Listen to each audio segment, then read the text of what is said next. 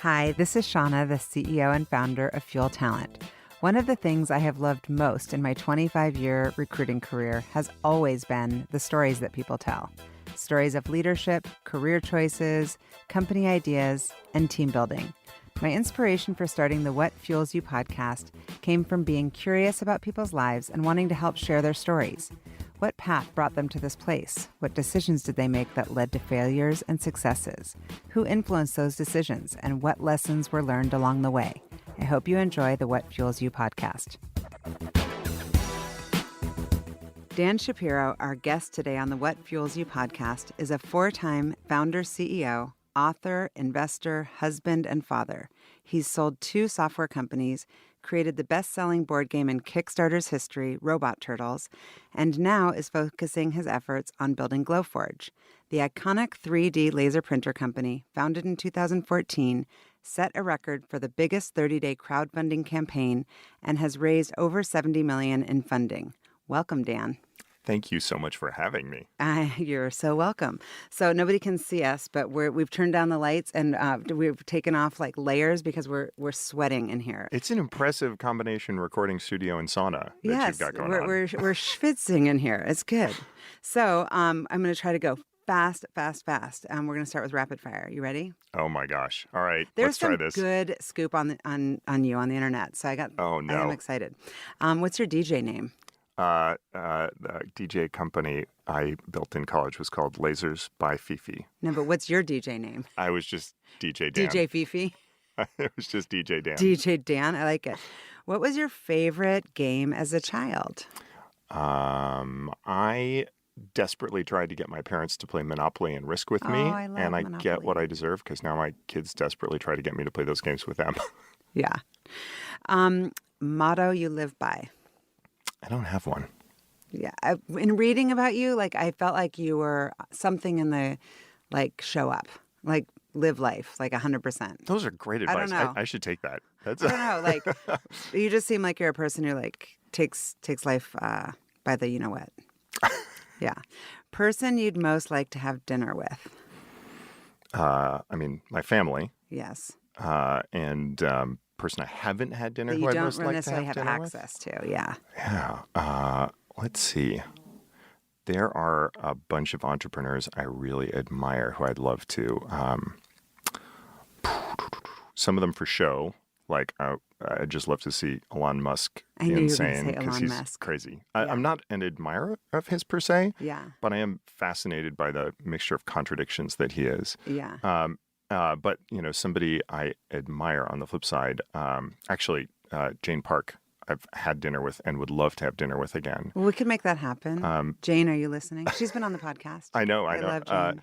And then her name's escaping me, but the founder of Spanx is somebody whose career I've followed. I just think it's incredible. Yeah. Yes. I love her. She's amazing. You have to listen to that podcast on How I Built This. I will Sarah do that. Blakely. Yep. And she's also been on Shark Tank. Oh my gosh. She's killer. That's a show. She is. And her husband's amazing too. Jesse, whatever his name is. Amazing. If there was a movie about your life, what would it be called?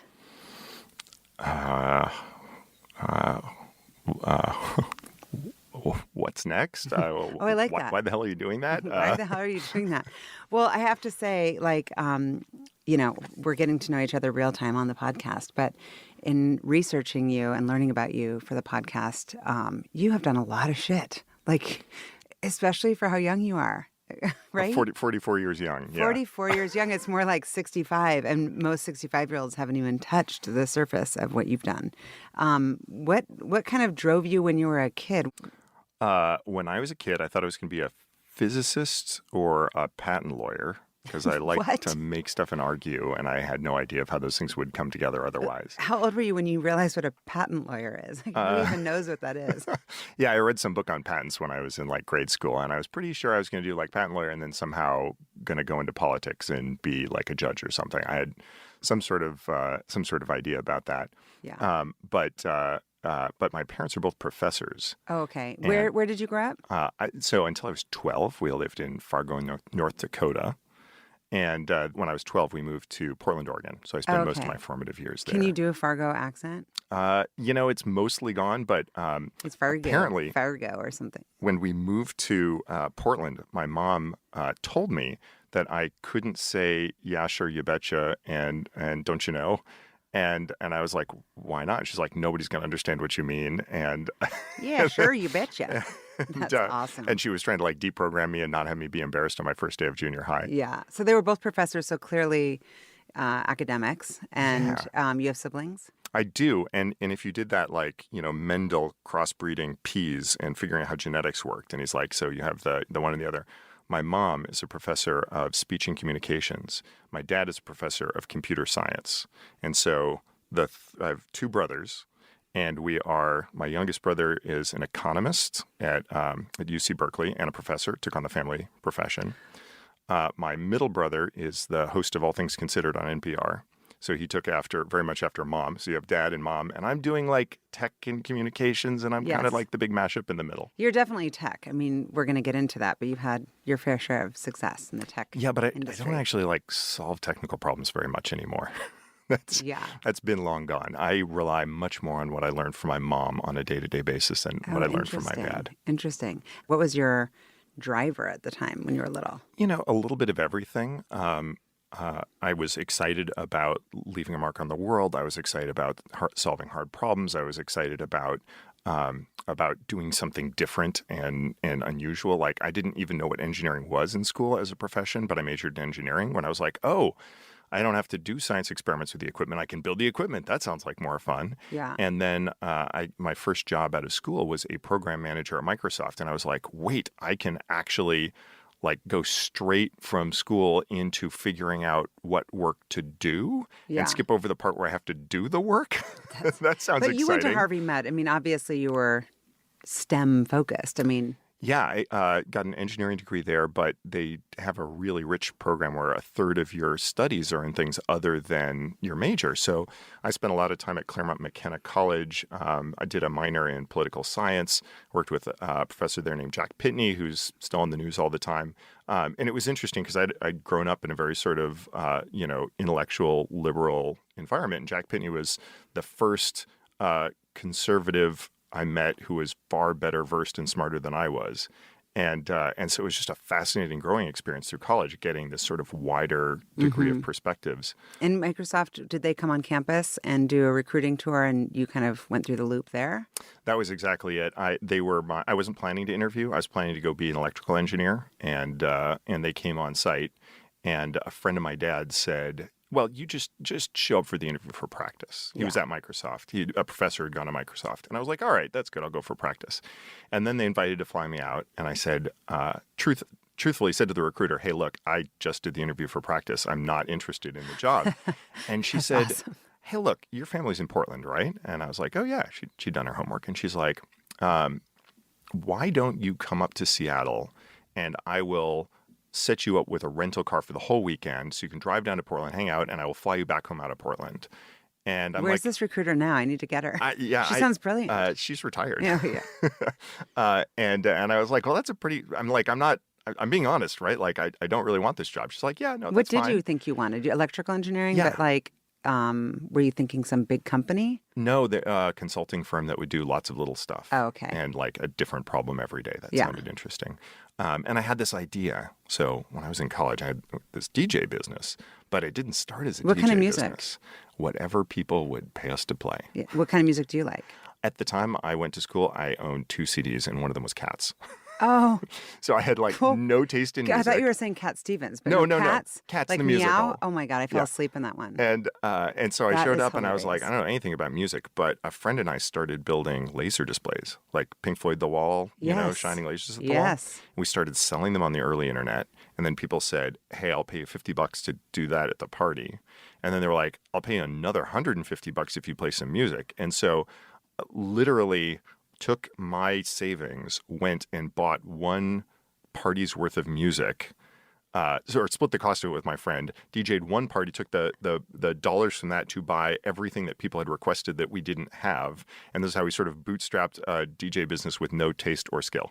This is so brilliant. I'm sure you've talked about this before, but this is I brilliant. don't know I've actually shared that tidbit right I there think it's before. actually perfect because it's such a metaphor for like building a business. You're like, let me just solve a problem, right? That was it. You were solving a problem. I started out with these lasers that were like scavenged from photocopiers and from the wood lumber industry. And That is great. one thing led to another. That is great. So a program manager at Microsoft, what does that person do? Yeah.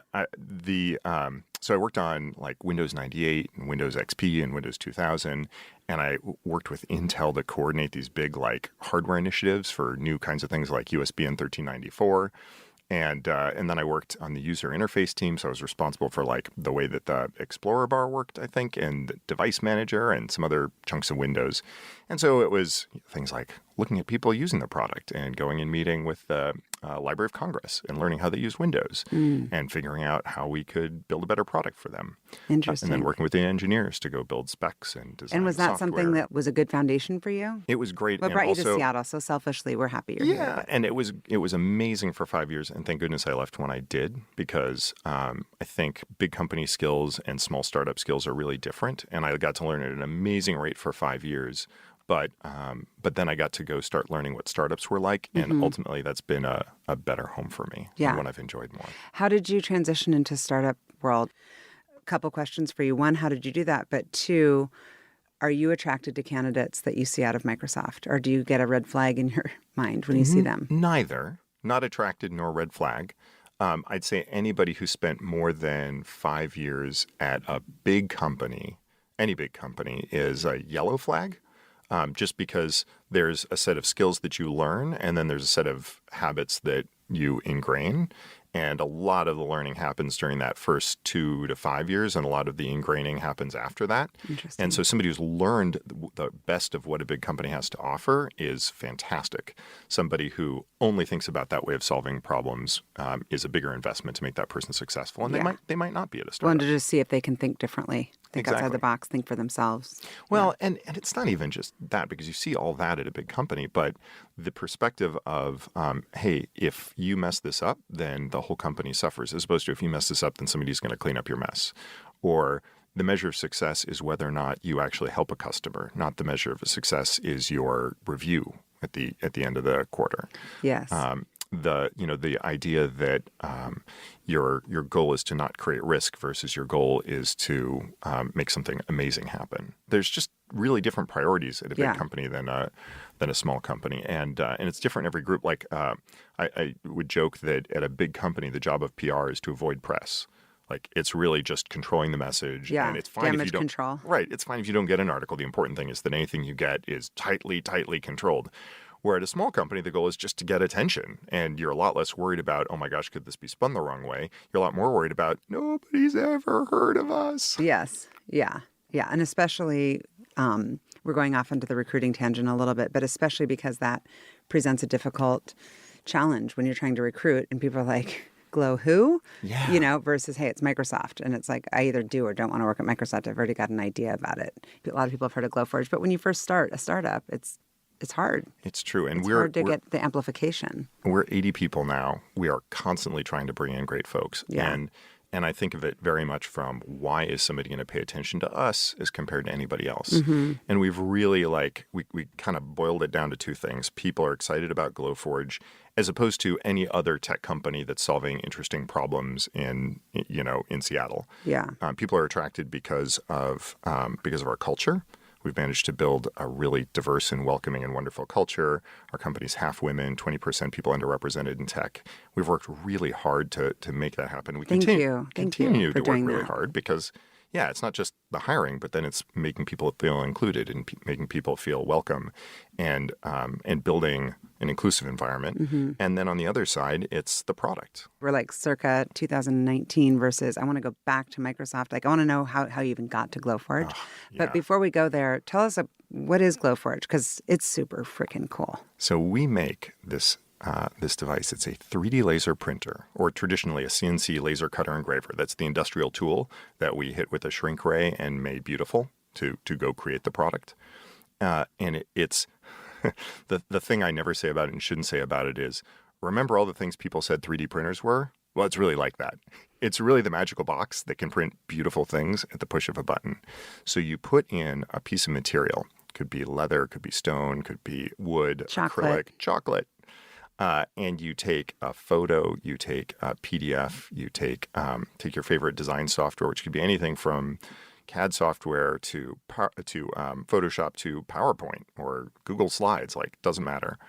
And take that design, drop it in this visual web interface, drop it on the material and push the button and beautiful stuff comes out. And I brought visual aids / gifts. Oh, so I can show you here. I love you. I thought it was going to be chocolate. This right here oh my gosh. is a coffee sleeve. You guys cannot see this. I'm going to actually put this when I put the podcast up. I love this. So that's like 10 minutes from, oh my gosh, I'm going to print something to, okay, here it is. Okay, so is this leather? It is. So I have a leather coffee sleeve that's got our logo on it and my name, and you roll, and thank you. This is amazing. And, I'd love to say I spent hours on it.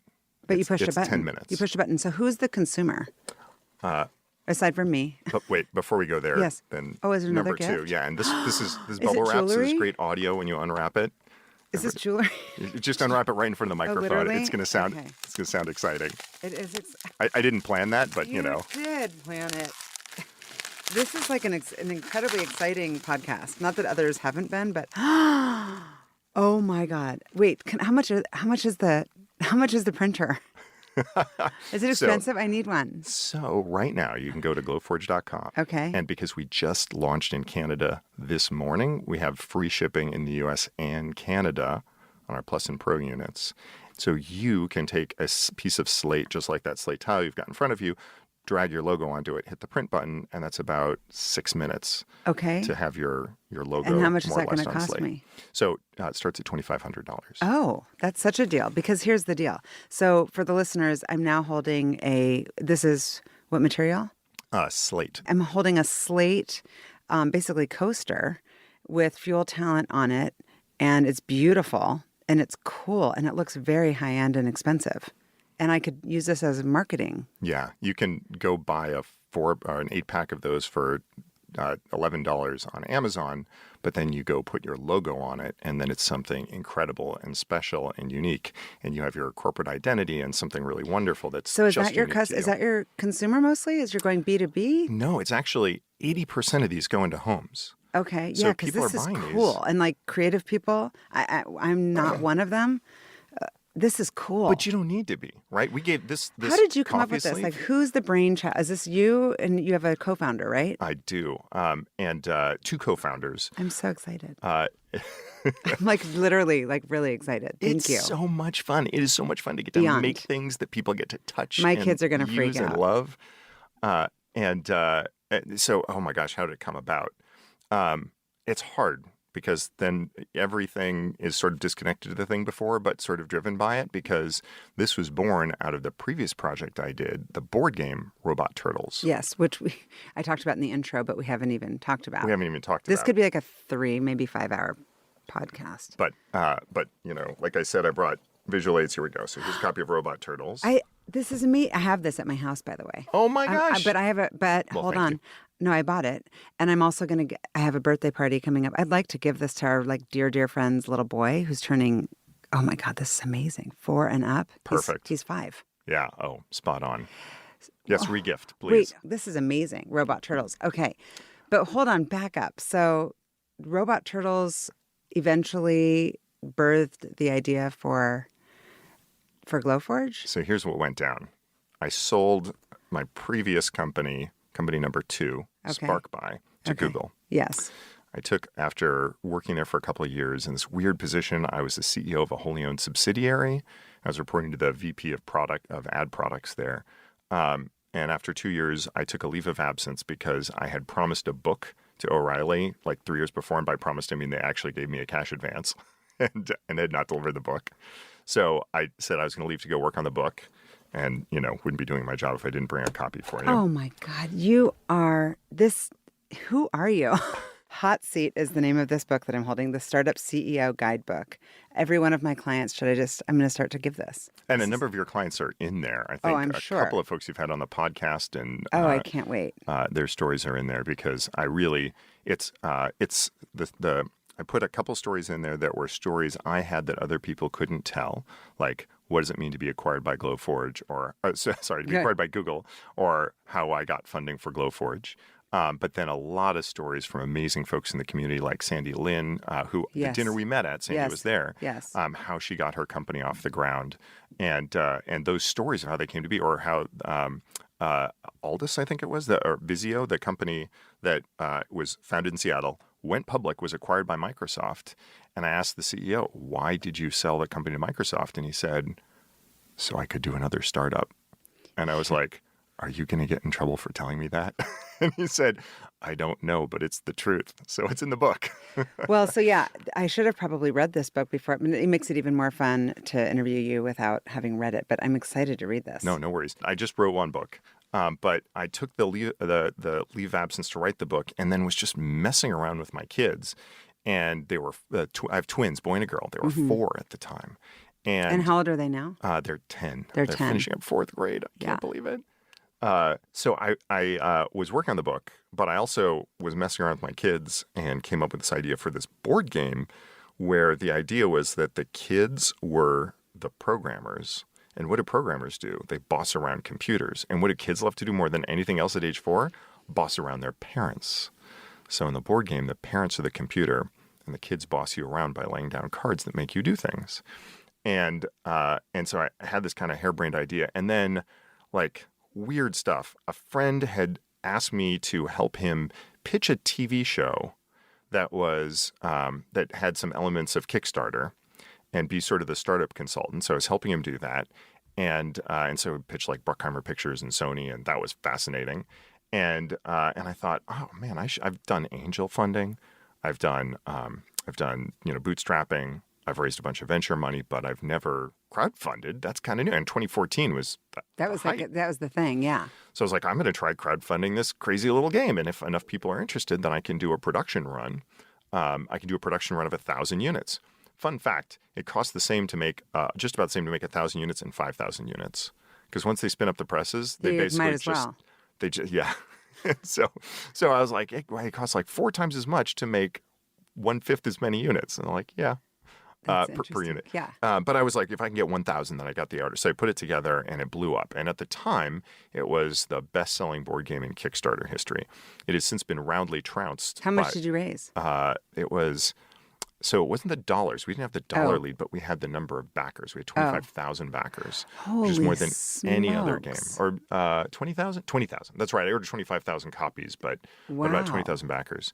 And because the world is small, the guy who I was helping pitch the TV show, who helped me create the Kickstarter, later smashed my record to bits with the game Exploding Kittens, which is now the most backed game, or the most backed anything in Kickstarter history. What I love is that you've got these ideas and then you just go do them. A lot of people have ideas and then they just kind of tuck them away. Most of them are terrible and fail. Where do you, well, that's okay. Have you had failures? Oh, Lord, so many failures.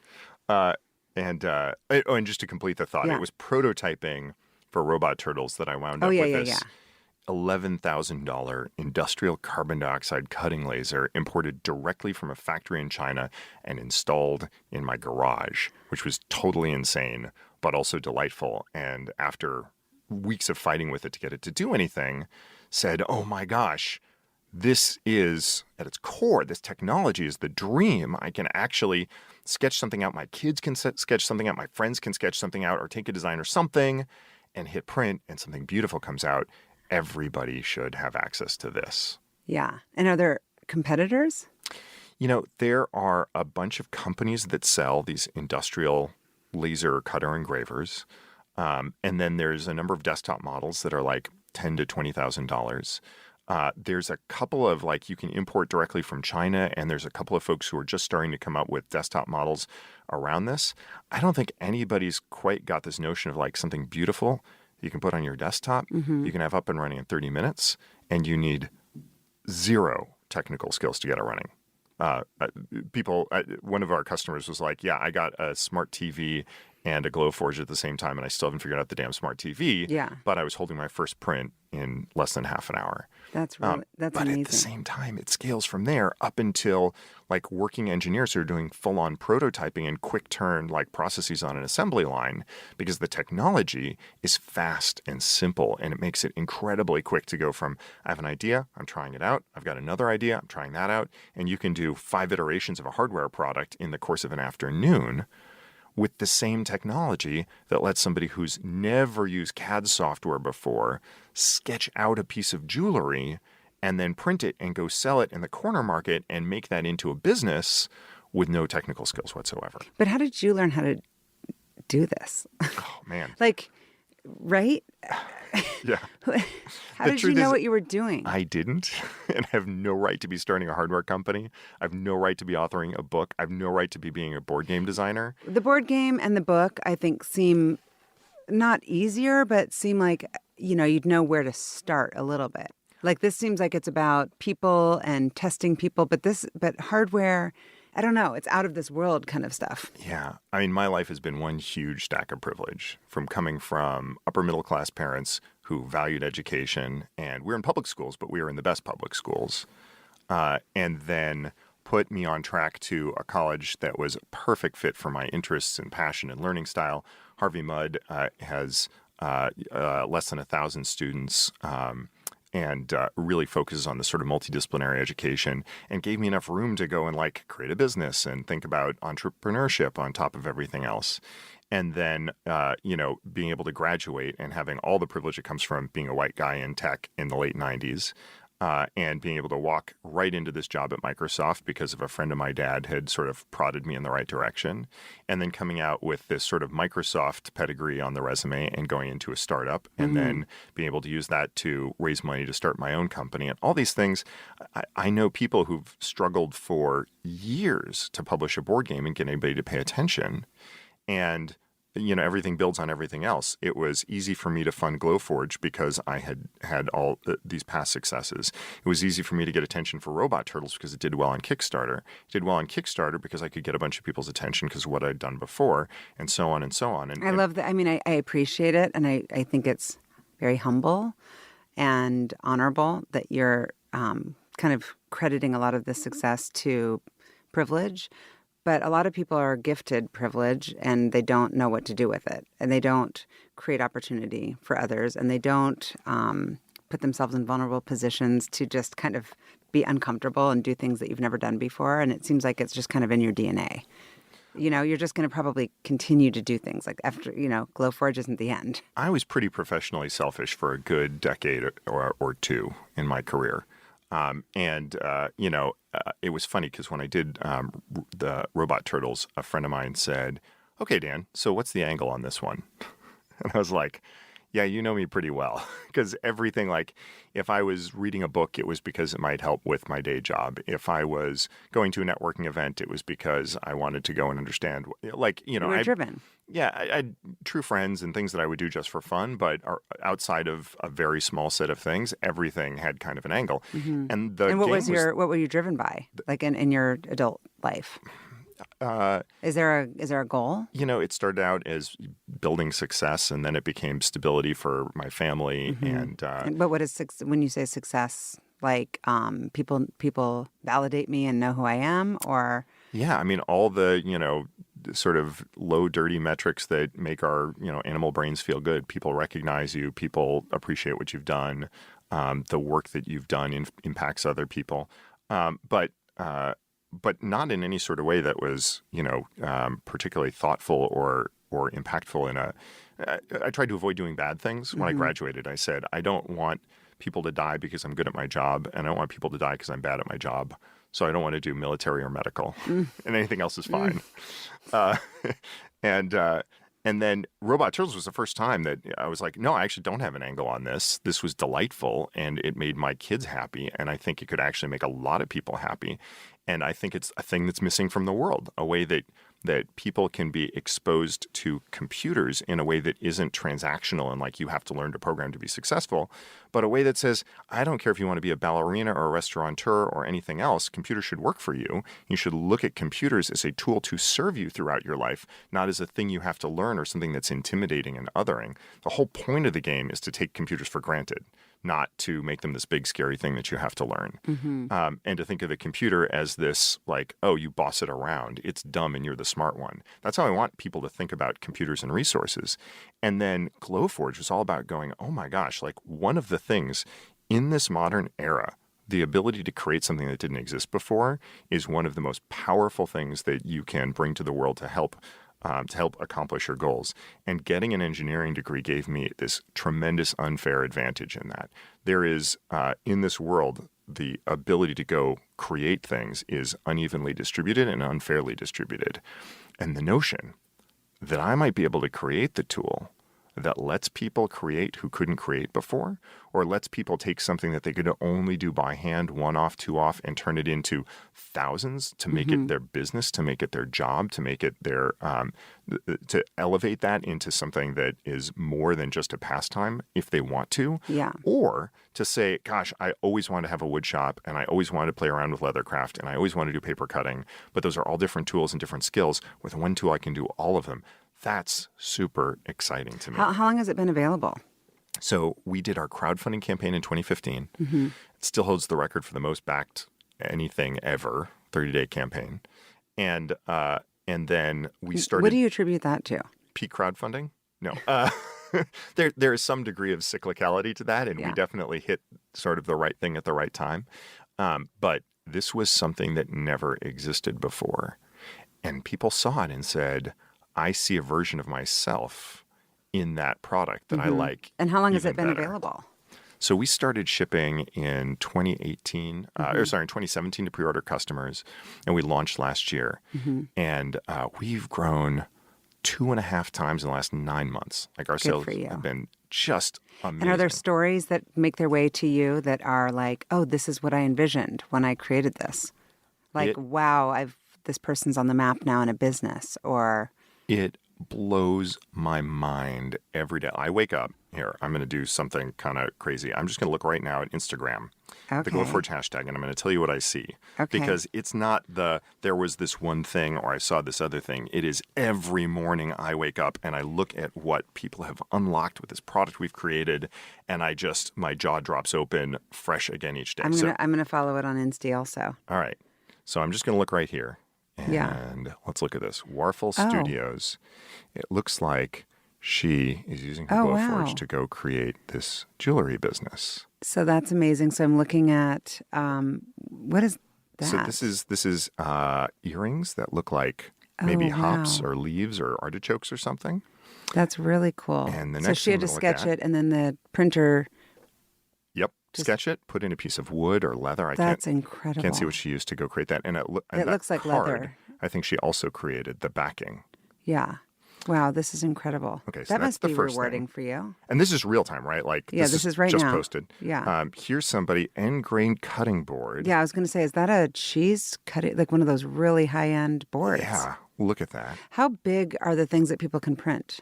So the Glowforge Plus and Basic can print up to 19 inches by 11 inches. Okay. And then you can create enormous things. Like I built a dollhouse that's like 4 feet tall, but just out of small panels.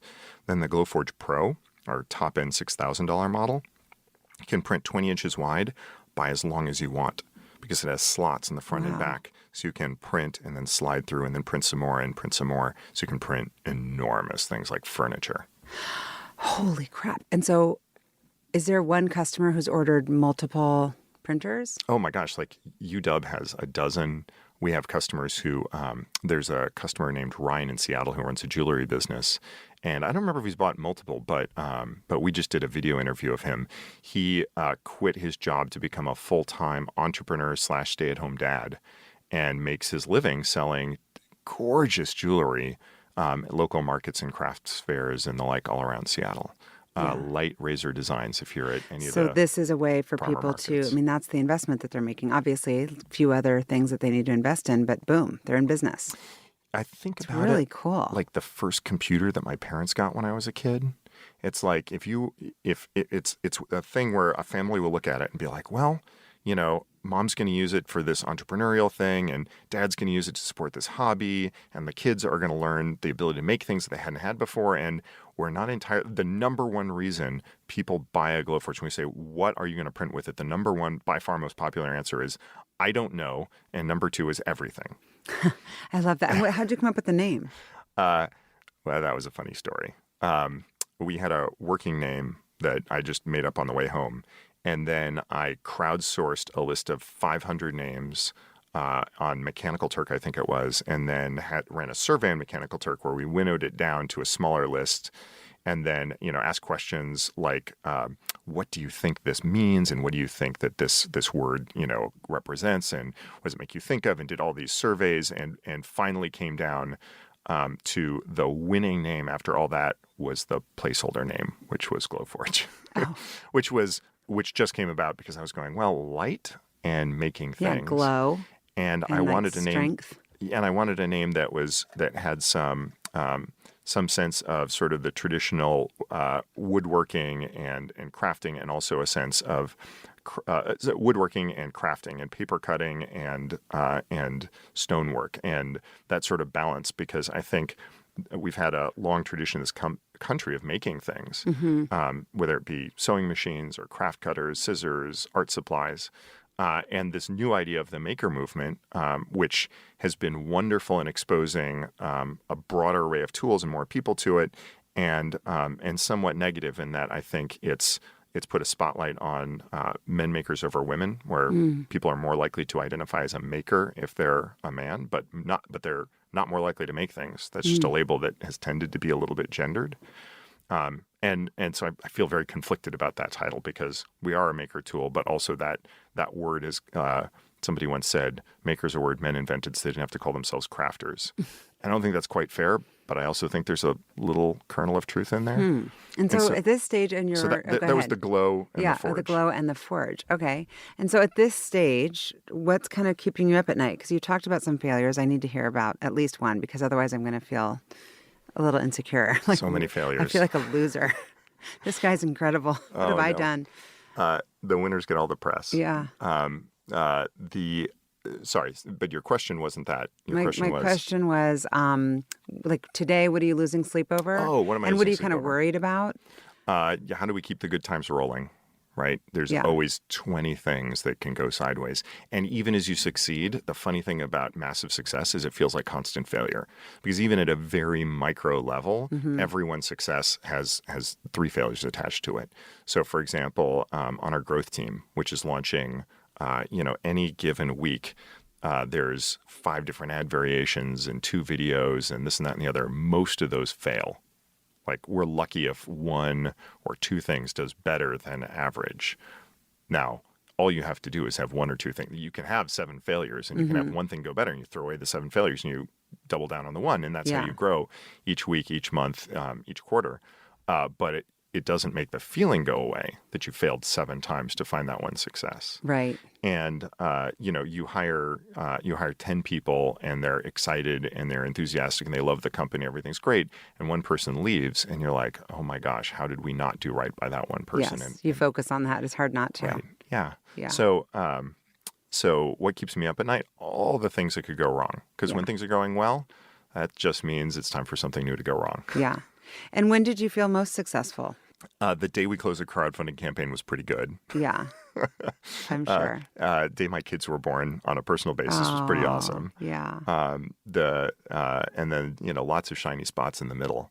But like the micro joys come from people who come up and say like, I love this culture you built in this company. Come from customers who say like, this product changed my life and let me do things I couldn't do before.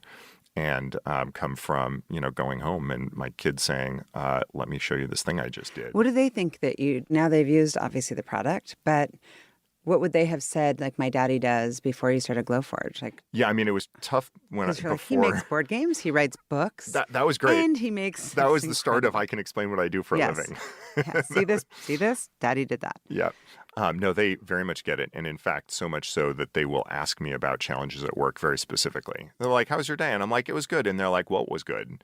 And I was like, "Oh, I had a great conversation." "Who did you talk to? What did you talk about?" And I was like, "Well, I'm not going to, not going to tell you the name of the people because they'll go to work and they'll know.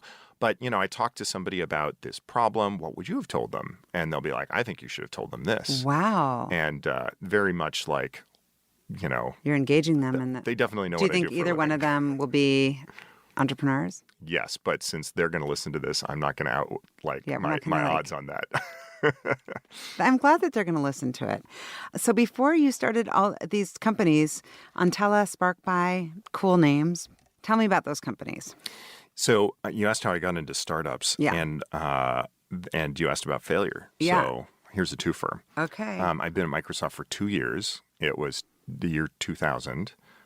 People were getting pet food delivery services funded. They are again, for whatever that's worth. But and everybody was raising venture capital, and the media was full of every stupid idea is getting millions of dollars. It was great for me back then. I was a recruiter. That was a good time to be a recruiter. In New York and before that, San Francisco, during the crazy boom. Yeah, I mean, Levi's came about because they were selling jeans to the gold rush, Yeah. right? So I'm sitting here going, well, every idiot is doing it. I can be an idiot. And put together a business plan and a co-founder and started pitching. And I'll give you the short version, which was we spent probably 6 months running after it, got absolutely nowhere. It was a total failure. The sort of bust hadn't really happened yet, so I didn't have that as an excuse. We just failed utterly. And What was the idea? It's not even worth it. It was a massively multiplayer video game. Okay. In 2000. And so I wound up spending all my free time playing other games, thinking, well, that's sort of like research, but I wasn't doing research. I was playing games to distract myself. Yeah. Didn't really do a good job at work. And my then girlfriend, now wife, one day sat me down and said something like, "You have to stop. Your video game playing is destroying everything. You're telling me that work isn't going well. You're miserable all the time. I never see you." And so I finally had to quit that cold turkey. But it was a really awful year of my life. This is a thing anybody can do and everybody can do. Yeah. Oh yeah. And I failed at it. Yeah. And then this computer game addiction was a salve on a really raw wound. Wow. I mean, I'm reading about therapists who are specializing in video game addiction. And there's a lot of kids who are addicted. Do your kids play video games? Only educational, 30 minutes a day. Yeah. Which I worry about too, because it's forbidden fruit. Yeah. I have mixed feelings about that. Yeah, of course. You're like, you can't have it, so they want it. And when they start to rebel, that makes sense. But then fast forward 3 years, and somebody who I met in the course of doing that said, "I joined this startup. You should join it too. It's all us ex-Microsoft people. It's going to be great." And it had all the problems that you might imagine of a company that was composed of big company alumni, but it also had some amazing stuff going on. It was incredibly ambitious. We were building a cell phone from the ground up, plastics, operating system, software, everything. And I spent, 3 years doing that, and got to learn all my lessons on somebody else's dime. What company was that? It was called Wild Seed. Oh, okay. Yes, I saw that you had worked there. I didn't know what that company. I didn't know much about it. Yeah, we made this weird banana-shaped cell phone upside down, so the keys were on top, so it was easier to text with one hand. Targeted the teenage market with faceplates that popped on and off and had chips in them, so they worked like Nintendo cartridges that you put on a faceplate, and you get all this software and games and things with the faceplate. Cool. And what did you do? What did you do there? I came in as a program manager and wound up running sort of the product, software product vision and direction for that. How did you learn it sounds like, you've been CEO, but what's your ninja skill? Yeah, the sort of if you were hired at what's your superpower beyond the people side? Because clearly you're good with people, but except when I'm not. Yeah. Except for when I'm not. Do you have an asshole side? Oh my gosh, I should have called some of your employees. Yeah. Really? It's oblivious. I think asshole implies a level of intention. Yeah. And it's just, I'll look back at myself and I'll be like, what the heck was I thinking? Like, Because you were just picked up on something? Knee deep in your thoughts and weren't aware of your... Or because it was somebody who comes from a different background or a different mindset or a different perspective. It's easy for me to sit across the table from somebody who's 2 years into their work career and think of that person as a peer. In a respectful and sort of way and be like, oh, I'm going to talk to this person like a peer. And that means taking a bunch of stuff for granted, and that means ignoring power imbalance, and that means all sorts of other things, which from their perspective would just be horrifying. Like what to me is an offhand suggestion may come to them as a, do this, or directive. The CEO is going to know about it. Yeah. Just one of many ways that, I can put my foot in my mouth and make people's lives terrible if I'm not careful. And do you have a coach? I don't. Have you ever had a coach? I've had therapists. Yeah. And worked with therapists. Do you like that? It was really helpful when I was seeing her, and I would do it again in a heartbeat. And the coach I think of as like an ongoing relationship. And I haven't found somebody who's been the right fit for that yet. If I did, I'd do it. I would do it in a heartbeat. Interviewed a number of folks to do that, but I haven't found somebody who clicked. And, I interviewed probably 4 therapists before I found somebody who was the right fit for that as well. Yeah. As a side note, my wife's a therapist, and she's amazing at what she does. And one of the things we both talked about is the world of therapy is modeled around the first door you walk through is the person you work with for life, or at least for a long time. Wait, slow down. What? Say that again? There isn't really this notion of interviewing therapists. A lot of people don't think that that's a thing you should do. When in fact it's so important to find a therapist who's a great fit. Yeah. Yeah, that's a lot of people don't feel like they have can. They feel like it's rude. Well, but do you have to pay? And the economics of it, I was going to say, right? Like because you're paying like $200 to sit and decide that you don't want to do it again. Yeah, and doing that 4 times is not within most people's reach. There's another huge piece of privilege there. Can you talk to them on the phone and? Some are willing to, and some aren't. Oh, interesting. It depends on their perspective. So, so no coach, no therapist right now, but you're open to it, which is great. It seems like you're pretty self-aware, I have to say. I mean, I know everything that I know. You know your flaws. Blissfully unaware of what I don't know. You seem like a person that if I was working with you, I would feel comfortable just walking in and talking to you. I have a really strong core that feedback is a gift. Not necessarily criticism, but feedback. Feedback like this is coming from a place of me wanting to help. And so I have office hours every week, an hour for anybody to come in. And when people do, or when people submit questions for, the company or grab me in the hallway and say, hey, this thing's bothering me, some of the most sincere thanks I can give is when I'm like, oh man, thank you so much for asking that hard question. Because I get sideways, the company gets sideways, we all get sideways when we get disconnected from truth, and it's really easy to go through your day without hearing a lot of truth. Absolutely, and it sounds like you've also surrounded yourself with people who aren't afraid to speak up, because you have those CEOs that you hear about that just kind of want to surround themselves with yes people, and it seems like you embrace the opposite. Like, hey, keep me honest, I'll keep you honest, and let's just be efficient with feedback. It's hard. I try. One thing I will often get questions from like interview candidates who say, what are your weaknesses, or what's the culture like here? And my answer is always like, I will tell you, but man, I'm the last person you should believe about this. Right. I will tell you the culture that I think is here, but it's diluted by the fact that I tried to make it something. Yeah, it's aspirational. I'm gonna miss what I missed. Yes, I always say that too. I'm like, talk to my team, and if find out if I'm full of shit, because I think it's great. Yeah. Yep. Yeah. You talked about diversity and inclusion and creating that type of culture, and it sounds like you've done an incredible job. How did you do that? Because I get asked all the time. Early on, I worked with one of our early employees, Kira. Kira. I remember Kira. Yeah, Kira's and I remember when amazing. She went there, because Kira is one of my favorite oldest candidates. Oh, she turned down a job through me to take your job. Oh my gosh. And I've been in touch with her, and I just saw her Saturday night. Oh, I love Kira, and she loves you. Incredible. And she was one of the first people who told me about you. Oh my gosh. I've known Kira since I moved to Seattle. And she has a law degree. And I said, how do we recruit diverse people without breaking the law? And it turns out that's tricky. And she wound up spending some time and talked to the various state agencies and this and that and the other. And so we put together our first sort of program along this was this referral bonus, where we said we will pay $5,000 for anybody who refers a candidate who we hire who's from a background traditionally underrepresented in tech. And that sounds straightforward, but there are so many minds there because treating employees differently is prohibited, so we couldn't offer that bonus to our employees. We can only offer it to non-employees who refer folks. It raised the question of, okay, so for example, a white guy says, here, this woman of color would be a great candidate. We're like, that's awesome. We want to go talk to that person. And then that person's like, why are you putting me out here for this? I didn't want any part of that. And how are you trying to make money off of me?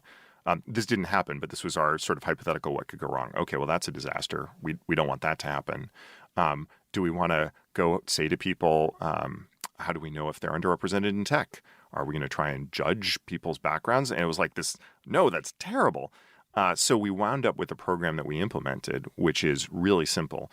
When we hire somebody, we say to them, if you are somebody who considers themselves underrepresented in tech, and there's somebody who referred you here, we'd love to give them this referral bonus. And there's no obligation for them to disclose either of those things or to offer that, but it's something that they can do. And so that leaves open all sorts of possibilities that they don't tell us about somebody, that somebody claims underrepresented when we're not. And we're like, actually, we don't care. These are employees. We trust them with much bigger things. So let's make it entirely about our new employee and put them 100% in control of this program. And we've been doing that ever since for 4 years. And that was one of the very first But how things. did you get it out there? How did you put it out to the community or out to people? As a blog post. Okay. It got a little press pickup. I think Geekwire wrote about it. Okay. Because it was surprising and interesting at the time. Another one of your great interviews with John and Todd. Todd. That one we were just joking. We were like, this is a shit show. We were just all talking on top of each other. But I've gotten great feedback on that podcast. So sometimes the shit shows are fun too. Yes. So yeah, I like learning about that. And what about your recruiting process? How have you designed that? Yeah. And one of the other things that we decided early on was that everybody who walks through the door is treated exactly the same, which means the only way we could drive diversity was by driving diversity in the top of the funnel. So how do we bring in more diverse candidates? A big piece of that is just, you have to focus your efforts somewhere. So are you going to look at the marquee colleges? Or are you going to look at historically black colleges? Or are you going to look at colleges with more diverse enrollment? When you are sifting through 1,000 LinkedIn candidates saying, okay, who are the 100 that I'm going to reach out to and ask them to apply? Let's make sure that we're asking a diverse cross-section of people to apply. Yeah, it represents the actual community instead of just a small subset. Exactly. It all came back to the core principle of everybody who walks through the door is interviewed the same way and evaluated against the same standard. So it was all about creating a diverse set of people walking through the door. And once we did that, everything else followed. I think people can learn a lot from you. You've done podcasts before? A couple. You have a good podcast voice, and you have a lot of cool stuff to say. But I think that also people can learn from your approach and just learning about how do you even treat people. I'm always consulting on this to CEOs. And I think that while they're well-intentioned, it's really tough to kind of do your job and also prioritize talent acquisition and thinking about who it is and how we're going to make them want to work here, but also make them feel included once they get here. It's a challenge. There's a light at the end of the tunnel.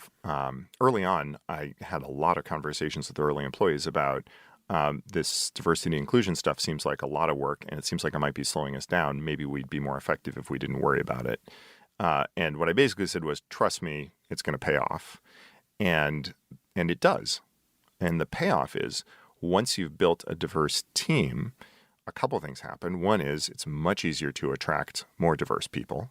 So it stops becoming, oh my gosh, like how are we going to make this work and how are we going to bring in diverse folks? And your pipeline naturally gets more diverse. And the second thing and the awesome thing is suddenly amazing people who you would have an incredibly hard time closing otherwise say, I would love to come work there. And in fact, I'm going to turn down better offers. I'm going to turn down more prestigious nameplates because I want to work at a place where diversity is a value and where it's welcome.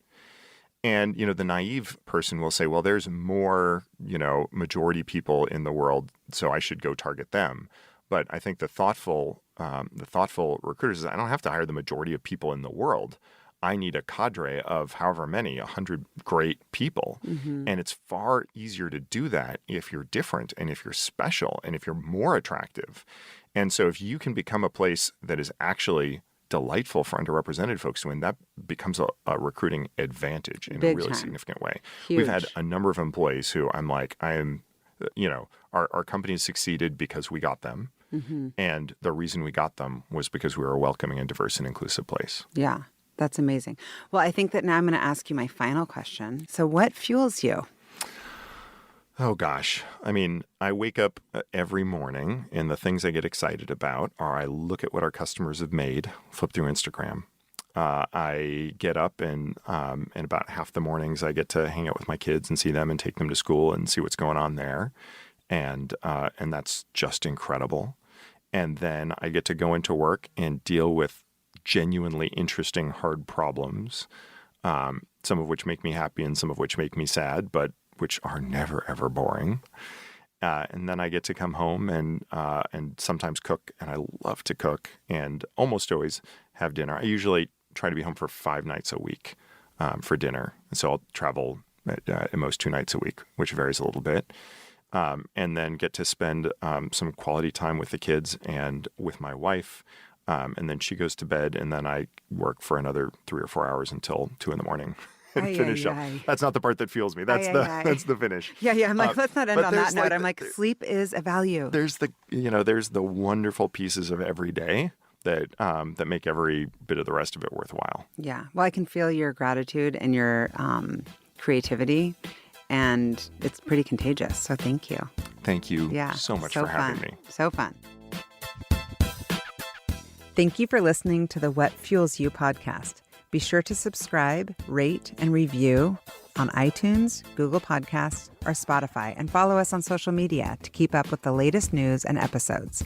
You can also contact us at podcast@fueltalent.com to provide feedback, ask questions, and share topics or guests you would like us to cover in the future. We hope you feel inspired by our guests and that we have helped fuel your day. Join us next time for another episode of What Fuels You.